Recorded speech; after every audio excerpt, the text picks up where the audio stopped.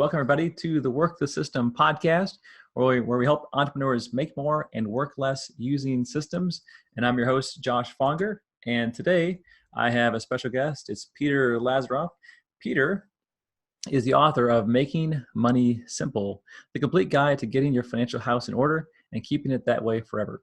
Peter is a CFA Charter House and certified financial planner. He is the Chief Investment Officer at Plan Corp, a multi-billion-dollar wealth management firm serving clients across the country. He also serves as the Chief Investment Officer for Brightplan, a digital advisor that builds customized financial plans and goals-based investment portfolios. Peter is a nationally recognized speaker and a regular contributor to the Wall Street Journal and to Forbes. Okay, Peter, very excited to interview you today and learn about wealth management. But first, tell us how you got into this line of work. Well, I got a share of Nike stock from my grandmother for my 12th birthday, and that sparked an unusual interest in stocks, which when you're 12, there isn't, that could mean a lot of different things. But what I really liked was, this dividend check kept coming in the mail, and Nike stock split a lot in the mid to late 90s. And so I kept getting more shares of it without doing anything. And I was fascinated by that. And so in high school, when I was looking at colleges, I still had this in mind that I definitely want to do something with stocks or with finance. And when I graduated from college, I started with an independent registered investment advisor. And I was very fortunate that all these little dreams that I had baked in my head at the age of 12 and throughout high school and college turned out to be true. And so I started as an analyst and a trader, worked my way up to be a portfolio manager. And when I came to Plan Corp, I had been working directly with clients, but ultimately came here to become the CIO eventually, and as I am today. And we manage a little over $4 billion in assets for our clients across 44 states. Mm-hmm. Awesome. Well, it sounds like a very clean transition straight on the way up. So in terms of investing, and you know about our audience is made up of small business owners. What is the blueprint you would say, or the system to managing your wealth? So if you're kind of a beginner and you're starting to build up some wealth in your business, what would you recommend? What's the plan? Well, so financial success, it's not magic. It's simply a matter of engineering. And so I'm a really big believer that my own personal financial success was mostly about putting systems in place that allowed me to make the right choice with my money very easily and consistently and on an ongoing basis, so that my finances are nudged quietly in the background without any effort on my part. And so I think that a big part of financial success seems intimidating because there are so many different places to start. And even if you do choose a place to start, the number of underlying options within that particular decision might become a little overwhelming. And so a lot of what we try to focus on at Plan Corp, and what I focused on within my book, Making Money Simple, was trying to just focus on those most important areas and narrowing down the choice and narrowing down the options. And again, just implementing a system and leveraging the power of time and the power of compounding, not just in your investment accounts, but in all areas of your financial life. So let's say you got a small business and you got 20 grand in the bank. Let's just say, so you're just starting out. You're not in debt. You're actually making some money, and you've got no investments. You got no retirement fund, no insurance. What's kind of the first steps you'd want to put into place to be prudent to kind of prevent disaster? Well, I think if you're a business owner, and this is going to sound super biased because I'm a financial advisor, you ought to seek out professional help, because you are pouring all of your effort into this one thing. And it's a highly undiversified bet on yourself and on your business. And that's okay. But you have to acknowledge your time is extremely valuable, and you need to outsource where you can and find trusted resources where you can. And so if someone comes to us today that's a business owner, we do have an exit strategy line here at Plan Corp, but even that always starts with building out a financial plan. And I think the top two priorities for a business owner is having some sort of contribution towards your retirement, because you don't want to rely on the exit of your business as the sole source of your retirement income. Hopefully that business grows, and that's great. And that really becomes what will support your lifestyle and give you that financial independence. So that's part one, is to make sure there is some sort of contribution towards retirement.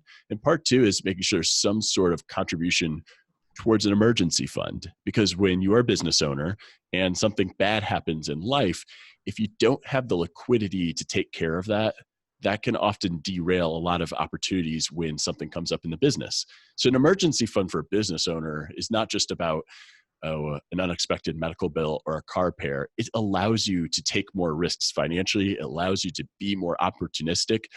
And when I mention the importance of a good financial plan is leveraging compounding everywhere, the other important piece of it is that you don't interrupt that compounding. And I think an emergency fund, and maybe people don't like that term, you can call it a safety net or just a cash reserve. That is an extremely important component of a financial plan for a business owner. Mm-hmm. Yeah, often I work with clients and there's no margin of error. They spend everything they make, and if an opportunity comes up, they have no way to jump on it. And if a bad thing happens, they just get into panic mode, and it's because they're running so lean. That's interesting. So if somebody is, let's just say they're running this lean business where there's enough to survive, there's not a ton of extra money, would you recommend some kind of debt financing or some kind of line of credit, or would you recommend some other way to kind of get beyond that hand to mouth mentality? Well, there's a certain point in any business's growth where you are going to probably have to rely on debt.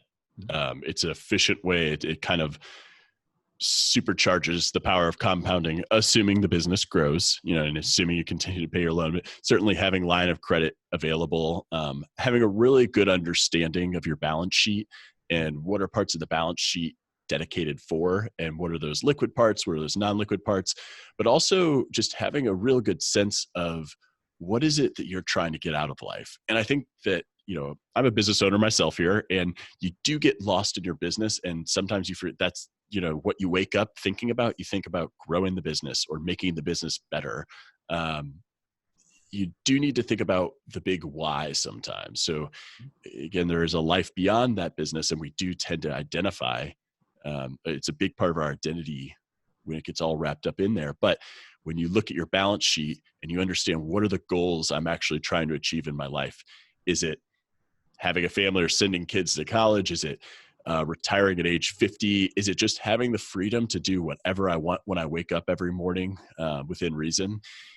That makes a big difference, honestly, in the type of debts you will take, the types of debts you won't take, and the way that you would leverage your balance sheet. And so what I'm hearing is just in today's world, there are lots and lots of options. It sounds like there's a lot of places to put your money. And so, you wrote a book on this. So what if someone's trying to do this themselves? Are there certain things they'd want to do? Or do you just say you probably should get an advisor if you're going to actually do this without making mistakes?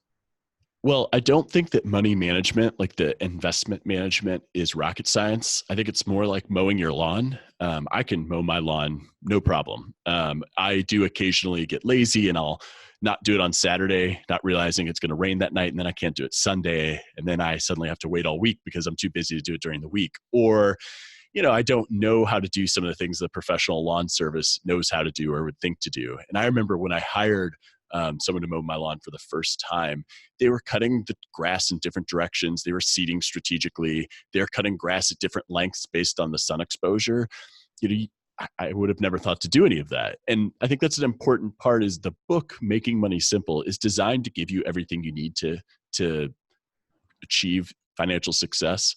However, I do think that you can benefit from an advisor from a couple perspectives. One is that they typically will have more knowledge than you do about a wide range of things, from estate planning and tax planning, which is crucial to business owners. On the investment side of things, they will also have some kind of marginal value adds that you might not execute as well on your own, whether that's rebalancing between asset classes or tax loss harvesting or asset location, which is really just putting tax efficient assets in taxable accounts and non-tax efficient assets in non-taxable accounts. Mm-hmm. Those little things make a big difference. And then perhaps the biggest value add that an advisor has is that they're that behavioral babysitter, because our natural instincts, they're deeply ingrained in our DNA, and they do not align with making good investment decisions. And so I think that for a business owner, again, you can do it. Anybody can do it if they dedicate the time to learning. The problem is that your most valuable asset is not on your balance sheet, and it's your time. And so I think that's really what you're getting when you hire a professional, just like you probably hire a professional to do your taxes, or if you have a lawsuit against the business, you're going to hire an attorney to go argue your case on your behalf. Mm-hmm. So what is what are the common dumb errors that people make with their finances when they try to do it themselves for business owners? Like what are some like things that you see, you're like, wow, you've been doing this for 5 years. You really, you really shouldn't have done that. Like, have you seen some common things, mistakes people make? So I think that one mistake people make is there's not very much intentionality behind their savings. So the business owner who's a good saver, they know that they should max out whatever retirement plan is available to them. And they know they should be putting money away beyond that. And they're just accumulating money without real thought and strategy. And so I think not defining what the goals are, what the end goals are in advance means that you're going to miss tax opportunities. You're going to miss estate planning opportunities. From a strictly investment perspective, people do all sorts of things that are not good. They chase performance, so they prefer investments that have done well recently to those that have not done well. And investments are very cyclical. Whatever has done best this past decade is probably not going to do as well going forward in the next decade. They try to time the market, and that can take a lot of forms, but it generally takes the form of, hey, I've been building up this big amount of cash and I'm going to wait to invest it until things feel more certain. We'll wait till the market drops. The challenge with that is that as the market starts dropping, they say, well, I'm going to wait till it really stops dropping. And then it rebounds and they've missed it and they're still holding cash. Cash is really plays a lot of mental games with you in your portfolio. Mm-hmm. Another common investment thing that people try to do is just beat the market. Whether they know they're trying to beat the market or not, they do it in a number of forms where they'll buy mutual funds that are more expensive, but promise to beat the market, promise to give you all the upside and minimize the downside. Maybe they buy individual stocks. And even though they're not thinking of it as beating the market, when you buy an individual stock, you are competing with the collective knowledge of millions of traders. And I think one of the biggest things I've learned throughout my career is how much competition there is in markets. And every time you place a trade, there's somebody on the other side of that trade, and they might have better information than you. And given that most money is traded by institutions these days, you can pretty much count on the fact that whoever's on the other side of the trade knows more than you do. And so I think those are some of the common mistakes. People maybe don't understand the differences in the types of advice they're receiving. They don't understand the conflicts of interest that a lot of people in the financial services have. Those can be common mistakes when people do eventually decide to engage. But the behavioral, both cognitive and emotional errors on the investment side, we could talk for hours and hours on that, on everything we do. And I'm no better than anybody else. I'm also human. I suffer from the same errors. The key with any sort of financial system is to create some barriers. And when you hire an advisor, it's like tying yourself to a flagpole and making sure they're going to steer your ship in the right way. And they won't listen to you. They'll plug their ears with wax. They don't, they know where you're trying to get to. They know what the end destination is. So I guess that brings me to my next question, because you're in a very competitive market. There's a lot of advisors out there. What would someone need to do if they're going to interview and find a good advisor that they actually can trust to guide their ship for them? Because I've got several clients who are wealth managers and advisors, and I always hear this emotional aspect and how clients really have a hard time doing it for themselves. So if I'm going to hire somebody, what would I do?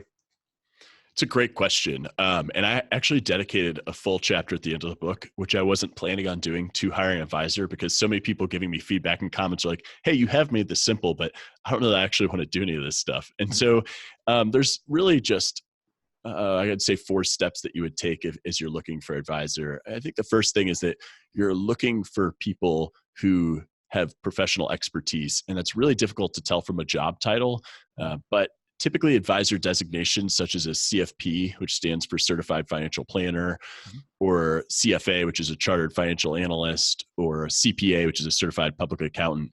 Those are the type of certifications you're looking for in someone who's giving you financial advice. Now, most people may say CPA, I thought that's just taxes. You'd be quite surprised that wealth managers, more and more of them have CPA backgrounds, which is great for a business owner because they have the ability to help you with things that your average advisor who just knows stocks and bonds is going to be able to talk with you about. So looking for those 3 designations, creating a list of advisors, whether they're people you know or people you get referrals from. You can also go to a website called letsmakeaplan.org, and that helps you look up CFP advisors across the country, and you can really designate the type of person and type of skills you're looking for. But once you have your list, I'd say go to advisor websites. It's a little bit like judging a book by its cover, which is okay. But, look at the team page, look at the content they've written. Does it look like they service clients like you? You'll narrow down your list to 2 or 3 advisors. And then I think this is the most important part, where you have something called a structured interview, which was first introduced by Nobel Prize winner Daniel Kahneman to allow you to interview different advisors while removing a lot of our mental biases, and then also removing the fact that if you're interviewing 2 or 3 advisors, it's probably not all happening 1 hour after the next hour after the next hour. It's probably spread out over a little bit of time. And our memories are actually surprisingly bad.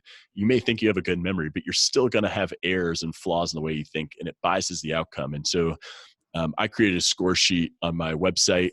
You can get it at peterlazaroff.com/resources that has how to interview an advisor. And this is that last step. And it's a detailed scoring system where in the end, you have something that's very objective.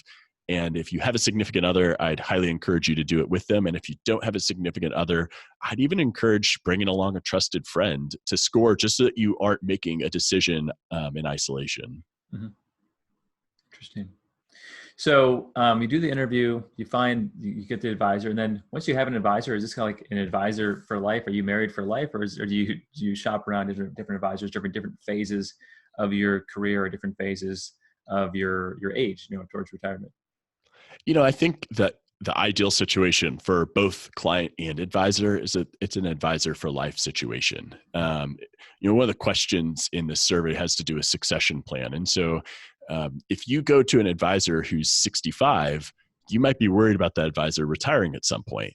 On the other hand, you don't necessarily want an advisor who's 22 because they may not have had many experiences that you can relate to. And so, you're looking for someone who has access to a lot of people. Mm-hmm. I think that advisors that are operating on their own and don't have a deep bench of other advisors as well as experts that they can draw on, operate at a disadvantage. And so, generally speaking, you would hope that who you're going to work with will be around through most of your working career. And even better, if the people servicing you on your service team are also going to be there throughout your entire retirement. It builds a lot more trust. It creates a lot more efficiencies.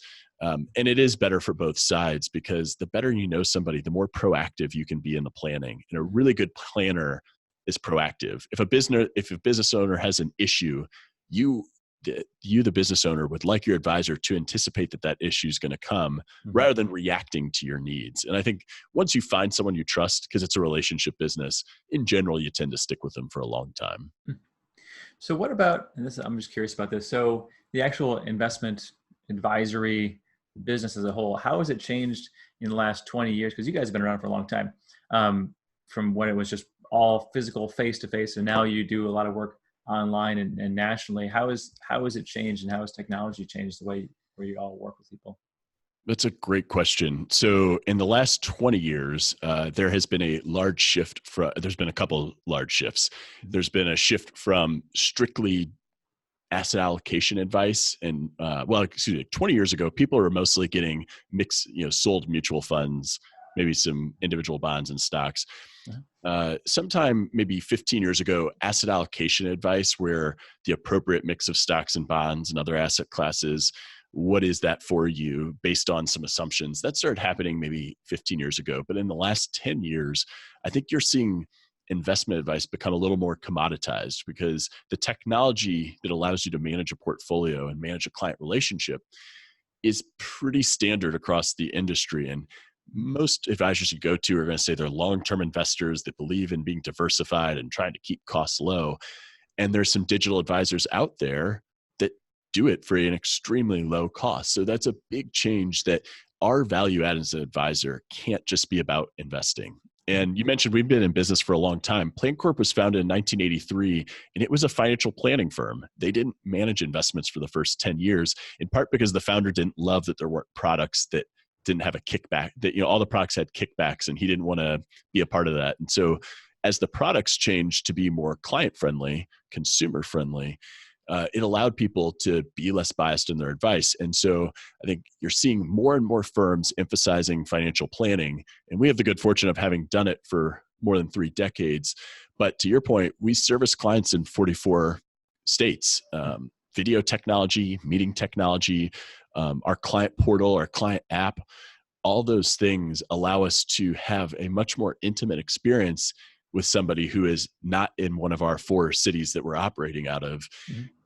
You know, and then what an old phone call would have been, and fax machines. And I think it just generally allows you to deliver a much more customized experience. And it also allows for the advisor to focus more on things than just the nuts and bolts of the plan. There's a concierge service level of service that is allowed because of all the technology that's at our disposal. Mm-hmm. So even more so now is the relationship and the connection of all the pieces and the deeper bench than just maybe 20 years ago, it was just the face-to-face. And that's interesting how technology has changed the market. Well, hey, I know you've got to run. 2 more quick questions. What's one thing that I should have asked you, but I didn't, that you really want to make sure that this audience of small business owners gets a chance to hear about? Oh, that's a good question. I would say that for business owners that don't have a financial plan in place, I think it's a problem, because if you know that someday you're going to want to sell your business, or, you know, pass your business off to employees or kids, or, you know, merge with somebody, it's really important to know what you need that business to be worth in order to achieve financial independence at some age. And just because you know what the number is doesn't mean that your business is necessarily worth that. And that's also important to know. Maybe it's less, maybe it's more. And so I generally think that the reason you ought to be doing financial planning is that you need to know what you need to get out of the business, so that there is a specific goal other than a vanity number, to be honest, or just growth for the sake of growth. So I think that's one important thing. What is good financial planning? It's comprehensive. It includes everything. People should be helping you with your estate planning documents, with your taxes, with your insurance, with your just general system, your savings system. That's all something that you ought to be able to find under one roof. And 10 years ago, you couldn't necessarily nationally, but I think that's really important for business owners to keep in mind. They probably look at financial advisors as a person to manage investments, but your meetings with your financial advisors should probably be like 80 to 90% financial planning and maybe 10% investment focused. Actually, there's one other question I wanted to ask you. Yeah. I think it's an important one. So what if you already have a financial planner, been working with somebody for a while, and be a friend, family member, advisor? When do you know when you really should leave them or fire them? Because I've got to believe that's a hard thing to do, because you kind of have this marriage with them for 5, 10, 15 years. But you know they're not really serving you. You kind of feel it in your gut. Is there kind of some warning signs or indicators where you think, you know what, I really should make a move because I'm getting hurt by this person. I just don't know how yet. Like, what would you look for? What are warning signs? Well, I think that certainly if there's like a regulatory issue, that's a big red flag. So that's an obvious one. I do think that if the advisor you're working with is being paid anything other than the fee that you agreed to, so if they're being paid by the amount of activity or the referrals they make or the products they sell you, that's probably a sign that they're a little bit behind the times in what's accepted under what you call a fiduciary standard. Mm-hmm. Acting as a fiduciary just means putting the client's interest first at all times. And I think getting that fiduciary commitment in writing is extremely important, because if it's not in writing, then you can't hold them accountable. Mm-hmm. I would say that advisors without a clear succession plan is a little bit of a warning sign. So I mentioned earlier, you've been working with somebody for a while, and if they're older than you, well, they're going to retire before you get to retirement. Even if they're your same age, but they're going to have to retire, you want to know who is going to be servicing me if you A, get hit by a bus, or, or B, you retire. You need to be able to see what's their plan. So the warning sign is that business owner that doesn't really have a backup plan is really just growing their business, and they care deeply about their clients, but they don't have a plan for them. They'll probably just sell to some big firm who rolls up small shops. And do you want to be a part of that? And what does that look like? So I think that that's a pretty important thing to consider with your existing advisor. This has been very helpful, Peter. To me, I've taken a lot of notes as always, and this one very helpful. Hopefully for those watching as well who don't have an advisor yet, hopefully you learned a few things and you can apply it. So, Peter, again, I want to thank you for sharing your wisdom. Where can people find you if they want more information? Sure. Well, plancorp.com is an easy spot, but if you go to peterlazaroff.com, or I also developed an assessment called smartmoneyquiz.com. And Smart Money Quiz, if you're trying to figure out where to start, it gives you 3 or 4 areas to focus your finances. And it also gives you a direct line to me that's sometimes easier than spelling the last name Lazaroff. So which is spelled Lazaroff. I have it right in front of me. Well, good. Well, go, Peter. Thanks again for making the time. I enjoyed it, learned a lot. And thanks, everybody, for tuning in to the Work the System podcast. Make sure to tune in next week. We're going to be interviewing another expert like Peter or a previous client, sharing with you some systems so that you can make more and work less. And also, for those of you who are still here, make sure to leave us a review, either on iTunes or Facebook or wherever you're watching this or listening to this. Leave us a review. Take a little image, a little screenshot of that, email it to info@workthesystem.com. And once a week, we're going to be pulling out one of those reviews and mailing out a copy of the book right behind me, the best-selling book, Work the System, The Simple Mechanics of Making More and Working Less by Sam Carpenter. We're mailing out one of those books. So make sure to leave us a review, and we'll catch you next week. Thanks, everybody.